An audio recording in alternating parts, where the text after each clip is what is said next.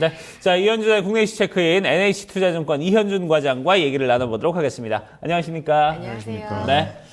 자, 보니까 이제 지난주에 우리가 또 다시 이제 좀 얘기를 했던 그런 부분들, 건설주라든지 아니면 뭐 태양광주 이 부분 얘기하면서, 언급을 했었던 종목들도 좀 상당히 좀 흐름이 좋았었는데, 오늘 또 좀 어떤 얘기를 해주실지 상당히 좀 기대가 됩니다. 자, 먼저 이슈부터 좀 체크를 해보도록 하죠. 네. 자, 오늘은 이제 코스피 랠리와 코스닥 랠리에 대해서 좀 얘기를 나눠보도록 하겠습니다.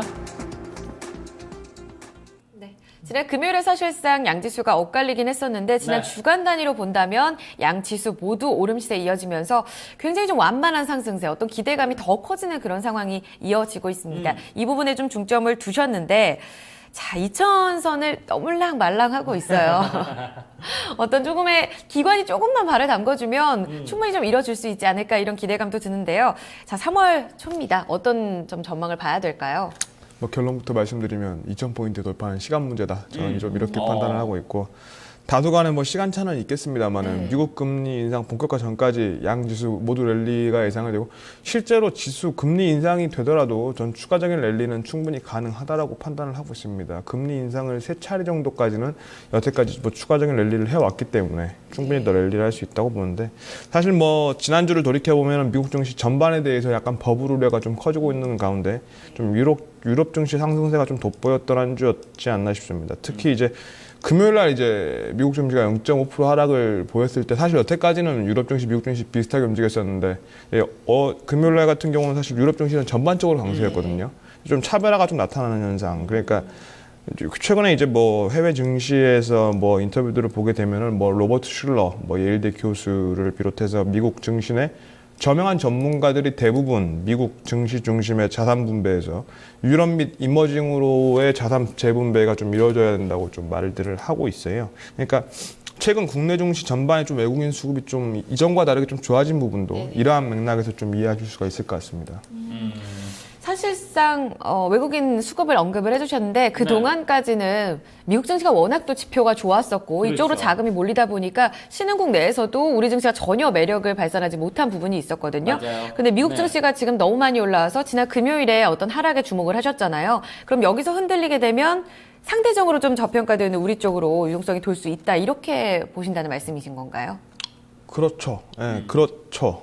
그 말이 맞는데 국내 증시를 둘러싼 여건은 사실 변한 건 없어요. 근데 말씀하신 대로 상대적으로 저평가됐으니까 좀 들어온다. 단순하게 좀 이렇게 보시는 게 맞는 것 같고 제가 그렇다면 그동안에 이제 국내 증시 외국인들이 좀 매매했던 이유들을 다시 한번 살펴보자면 일단은 뭐 첫 번째 중국의 수출 둔화와 경기 둔화 우려 그리고 엔저로 인한 수출 경쟁력 둔화 그리고 한국은행의 매파적 통화정책 기조 이렇게 세 가지라고 좀 보시면 될 것 같아요. 사실 앞서 위에 두 가지 같은 경우는 여러분들 다 아실 테지만 뭐 세 번째 한국은행의 매파적 통화정책 기조 이 부분은 단순하게 좀 금리를 비교해 보시면 될 것 같은데 미국 그리고 유럽 일본 뭐 모든 증시들 다 기준금리가 사실상 제로금리잖아요. 그렇죠. 근데 우리나라 같은 경우는 실질금리든 예금금리든 뭐 다 해서 뭐 2%대를 유지를 하고 있기 때문에 이러한 부분에 있어서 이 금리가 2%가 움직이게 됐을 때 환율의 차이는 어마어마한 변화를 일으켜낼 수가 있다는 측면에서 사실상은 좀 상대적인 매파적 기조다. 여러분들이 좀 이렇게 이해를 하시면 될 것 같고 이 위에 세 가지 기조는 변한 게 없는데 이제 해외 증시 특히 이제 미국 증시가 장기 상승에 따라서 이제 밸류에이션 메리트가 하락을 하게 되는 구간이라고 좀 보시면 될 것 같아요. 그 상황에서 미국의 FRB, 유럽의 ECB, 일본의 뭐 BOJ, 중국 정부의 뭐 통화 정책까지 세계 각국에서 풀린 유동성이 서서히 미국으로만 가다가 이제 미국에서 글로벌 전반으로 좀 퍼져나가는 상황이다. 좀 이렇게 보시면 될 것 같습니다. 네.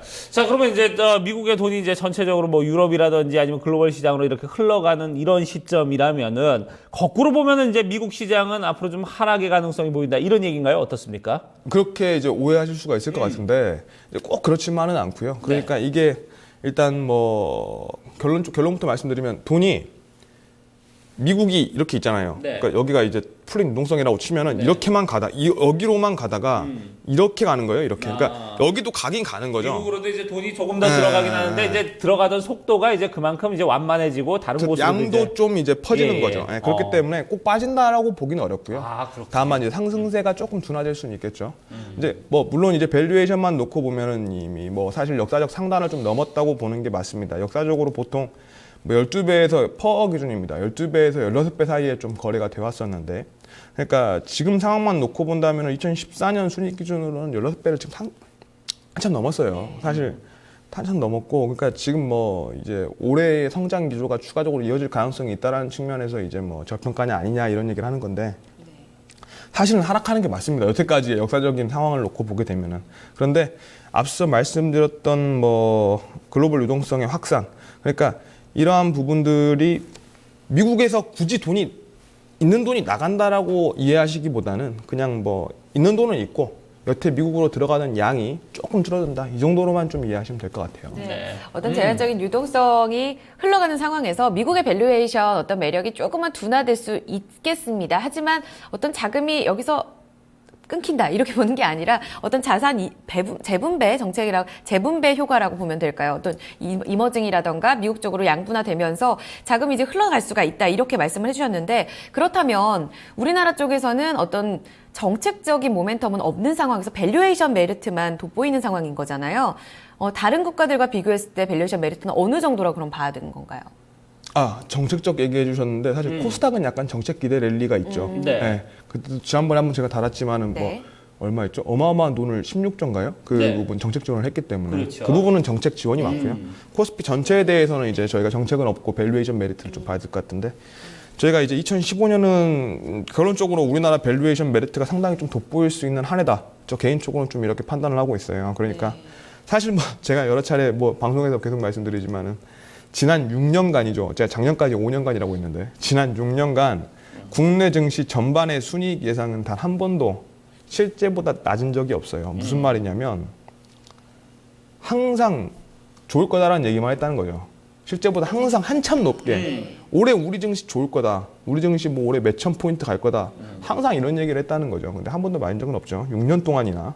그런데 뭐 사실 2,000개가 넘는 종목들을 어떻게 다 맞추겠습니까? 네. 그것도 사실 힘든 일이긴 해요.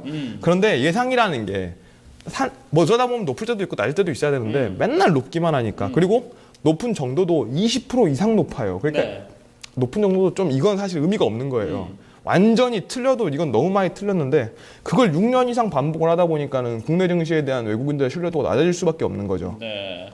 그러니까 이게 너무 말도 안 되게 좀 틀렸습니다, 여태까지. 예, 그렇군요. 자, 그 얘기하신 것처럼 항상 연초에는 그래요. 연초에는 우리 증시 올해 잘 갈 것이다. 그러다 연말에는 결국 이제 또 뭐 이런저런 뭐 악재 때문에 좋지 못했다. 이렇게 하는 게 이게 좀 계속돼서 좀 반복이 되고 있는데, 그런데도 불구하고 지금 또 올해 우리 시장 밸류에이션이 상당히 좀 메리트가 있다. 이런 얘기를 하신다는 거는 과거의 어떤 사례와는 좀 달랐다는 건가요? 아니면 뭐 보수적인 관점으로 봐도 어떤 좋은 매력이 있다는 건가요? 어떻습니까? 이것도 이제 제가 항상 자주 말씀드리는 역발상 투자 관점에서 좀 이해를 하시면 좋을 것 같아요. 그러니까 역발상으로 보게 되면은 올해가 좋아 보일 수 있는 이유는 작년, 재작년의 어닝 쇼크 때문이라고 보시면 좀 좋을 것 같습니다. 그러니까 무슨 말이냐? 2012년도, 2013년도 연속으로 어닝 쇼크가 속출하면서 이제 2014년 하반기로 가면서 이제 이익 추정치 하향세가 굉장히 좀 빠르게 진행이 됐거든요.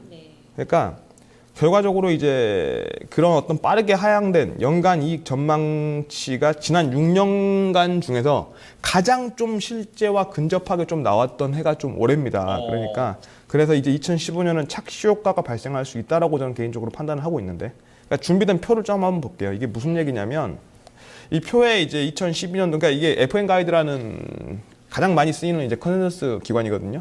그러니까 FN 가이드의 좀 표를 보게 되면은 2012년도 코스피 200 기준입니다. 실적 순이익 추정치가 이제 83조, 2013년은 이제 81조인데 둘 다 뭐 75조를 못 넘었죠. 실제는. 그리고 2014년도 추정치는 근데 72조 낮아졌어요. 여태까지의 거의 10조 이상 낮아진 거죠. 그러니까 10% 이상 낮아져 버린 겁니다. 그런데 이게 사실 이것도 지금 지금 표를 보시는 거랑 다르게 이게 지금 3분기에 발표된 추정치가 마지막에 이제 실제치하고 이제 결산을 차이를 나타내는 건데, 이게 1분기에 항상 뭐 연간이익 전망치를 발표하잖아요. 그 1분기 연간이익 전망치 발표 기준으로는 사실 20% 이상 오차가 발생을 해요. 그러니까 말도 안 되게 틀렸는데 3분기 되면서 계속 낮아지는 거죠. 어닝 쇼크다. 낮추자. 어닝 쇼크다. 낮추자. 그 3분기 되면은 그나마 좀 가까워지는 건데 그것도 10% 이상 차이가 났었고. 뭐 어찌됐든 실제 어닝 쇼크 기업 수를 여러분들이 단순하게 보게 되면은 대상 기업 200개 중에서 2012년도에 어닝 쇼크 기업이 96개예요. 그리고 2013년도에는 102개입니다. 여기 어닝 쇼크 부분에 대해서는 뭐 객관적인 수치가 나타나 있는 거고. 그러니까 이게 200개 기업을 놓고 컨센서스를 발표를 하는데 그 중에서 50% 이상이 어닝 쇼크예요. 어닝 쇼크. 그러니까 여러분들이 제가 항상 뭐 방송에서 애널리스트 보고서 믿지 말아라 다 말도 안 되는 소리다라고 제가 말씀을 드리는 이유가 객관적인 수치가 있다는 거죠. 객관적인 수치가 200개 중에서 그 애널리스트라는 사람들이 50%도 못 맞춰요. 근데 50%가 다 어닝 쇼크예요. 그것도 심지어. 지난 3년 연속. 그 부분에 대해서 여러분들이 한번 다시 한번 이 방송에서 제가 한번 짚어드릴 필요가 있다라고 판단을 하고 있고. 그리고 어닝 쇼크가 아니라도 예상치 하회한 기업들이 또 있지 않습니까? 그런 거 사실 따지게 되면은 뭐 실제적으로 예상을 맞춘 기업은 20개도 안 돼요. 그러니까 10% 정도 확률밖에 안 되는 거예요. 맞춘다는 게. 실제적으로 뭐 시장에서 뉴스에 무슨 보고서 나오고 레포트 나오고 애널리스트들 뭐 대단한 사람처럼 하는데 맞추는 건 10%도 안 된다. 여러분들도 충분히 하실 수 있는, 그냥 뭐 찍어도 10%는 못 맞추겠습니까? 그런 건데 어쨌든 2014년은 이익 전망치가 좀 낮게 나오면서 상대적으로 좀 비슷하게 맞춘 셈이 됐고요. 2015년에 대한 기대치는 좀 기저효과를 통해서 높아질 수 있는 상황이라고 좀 여러분이 보시면 될 것 같습니다. 네, 신뢰도가 낮아져 있는 상황에서 밸류에이션 메리트가 부각되면서 올해는 좀 기대를 해보자라는 말씀이신데 간략하게 그렇다면 코스피 2000선 이제 시간 문제다, 돌파는 시간 문제다 하셨거든요. 3월 좀 기대를 해볼 수 있는 건가요? 아, 이게 또 무섭습니다. 2월 예상, 예, 2월 예상 잘못했다가, 예. 너 때문에 투자 못했다, 이런 소리도 듣고 해서, 제가 감히 뭐라고 저도 틀립니다. 앞서서 말씀드렸지만 전문가들 10%도 못 맞추잖아요. 뭐 저도 전문가 중 한 명이니까 너무 뭐라고는 하시지 말고, 뭐 제 개인적으로 뭐 계속 말씀드립니다만은 연말까지는 2200 돌파할 거라고 판단을 하고 있습니다. 뭐, 사실 뭐 2월 증시조정 때도 뭐 이 말씀은 드렸고, 다만, 조정에 대해서는 일시적인 조정이 언제든지 나올 수가 있죠. 사실 뭐 계속해서 좀 밸류에이션 논란이 있는 만큼 분명히 연말 전에 한번 굴곡은 오겠죠. 굴곡은 오겠죠. 뭐 뻔한 소리 아니냐고 하실 수가 있는데 그렇지만 유동성의 확산이 이제 시작됐다는 점에서 제 개인적으로는 분명히 올해 안에 2200포인트는 한번 가지 않느냐라고 판단을 하고 있기 때문에 계속해서 조정 시에는 매수, 그리고 조정 시가 아니더라도 지금 당장 뭐 비중을 줄이시기보다는 조금은 더 지켜보시면서 유동성의 확산을 긍정적으로 좀 바라보시길 바라겠습니다. 네. 자, 유동성에 대한 긍정적인 부분 언급을 해주셨고요. 2200포인트까지 좀 긍정적인 어떤 낙관론을 제시를 해주셨습니다. 이 부분 좀 올해 흐름 좀 어떻게 갈지 한번 저희가 쭉 한번 모니터를 해보면서 기대를 해보도록 하겠습니다. 자, 얘기 여기까지 듣도록 하겠습니다. 지금까지 NH투자증권 이현준 과장과 얘기를 나눴습니다. 고맙습니다. 감사합니다. 감사합니다.